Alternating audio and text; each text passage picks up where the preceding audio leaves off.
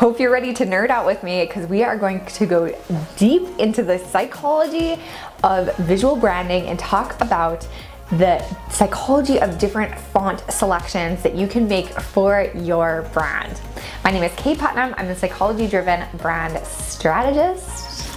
I'm so excited that you are here. I help entrepreneurs like you change the world using what you know. In this video, we're going to cover the 3 major font categories so you can start to see them in your everyday life and you can make educated decisions about what is going to best communicate your brand.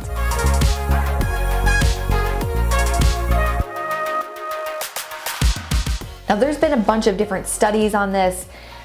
Essentially, our brain looks for patterns. We look to make associations with what we're seeing and connect it to what we've seen in the past. So all of these associations are built over time, and you can tap into some of these already true associations to tell people something about your brand. The key here is to build your brand on truth, not on trends. So especially in the font world, things come and go out of style. But if you're choosing something based on the psychological narrative, like how you want people to feel, what you want them to understand about your brand, you're going to be making a selection that lasts the test of time.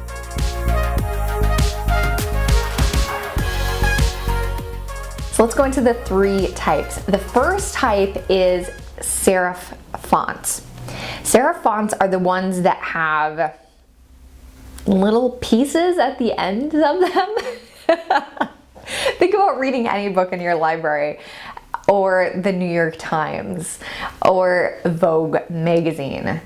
The signature fonts in the timeless print publications and books that we see are serif fonts. For that reason, we can get a few different associations from it. First of all, it feels very timeless, kind of stylish. Like it's not going to go out of style. It's not something that's trendy or modern. If anything, it's more traditional and formal. To give you a common example of a serif that is very well known, you could think of Times New Roman. So if you want to communicate to people that you aren't going anywhere, that they can trust you no matter what, and that your product or service is worth the reassuringly high prices that you charge, a serif font would probably be a great primary brand font for you.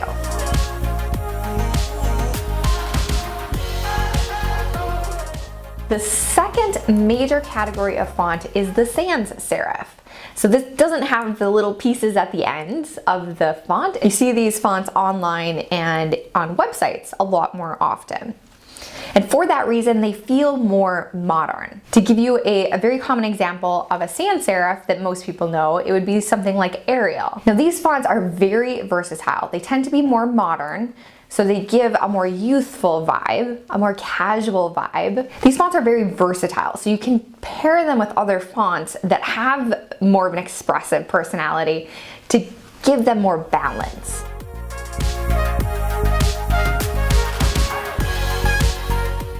The third major category of font is the script fonts or any of the handwritten fonts. Think about like Kellogg's cereal or Instagram, their logos feature script fonts. These tend to be more casual, more welcoming. Sometimes they're more feminine, but it's not always that way because if you have a graffiti style script, it's going to give you a very different emotion than a script that was written on a love letter or by a child. All of these have very different meanings and associations. But in general, the script fonts are something that should be used more sparingly because they are quite loud psychologically. They tell us a lot because they have a lot of extra context in them. They're not usually as readable, so it's not something that you want to use for long headlines and definitely not for your body paragraphs. But as that additional context or additional flair to give your brand a very distinctive flavor and some interest, a script font can be a great addition. And let's add a bonus, like a catch-all to the end here. So those are the 3 major types of fonts and the personalities that are associated with each, but there's also something that I like to call decorative fonts. Sometimes script fonts can fall under this, but it's not necessarily so. These are the ones that are just kind of weird. So sometimes they look very modern, sometimes they look like, I don't know, the Old West, sometimes they look very decorative, like they actually have like, say like flowers drawn into the letters. These are all display fonts, and similar to script, they should be used very sparingly, but they can be an effective way to add a lot of personality to your brand. You have to be careful with decorative fonts though, because they tend to go out of style relatively quickly. And you don't want to do anything that's too trendy in the primary expression of your brand. Maybe use it for a campaign or maybe a specific product that you're releasing now and it's not gonna stay around for a long time. But I would stick to the serif fonts, the sans serif fonts, and the script fonts for anything that's going to be primary to your brand. And keep in mind, there's a bunch of different style choices that you can make with the fonts and the type that you're using to convey different things as well. So a very bold font is gonna feel very strong and sturdy, where a very skinny, dainty font is gonna feel more airy, modern, and light. Fonts that are very squished together and condensed, it's called kerning, but we won't go in there, but all squished together, they feel very frantic, very high energy. Whereas fonts that are very spread out, again, they have a more luxurious feel, like a more relaxed, confident feel, because they have all of that space between the letters. If you use all caps fonts, sometimes those can feel like you're shouting at people. But more often, especially when you're using them for headlines, it feels more strong, more assertive.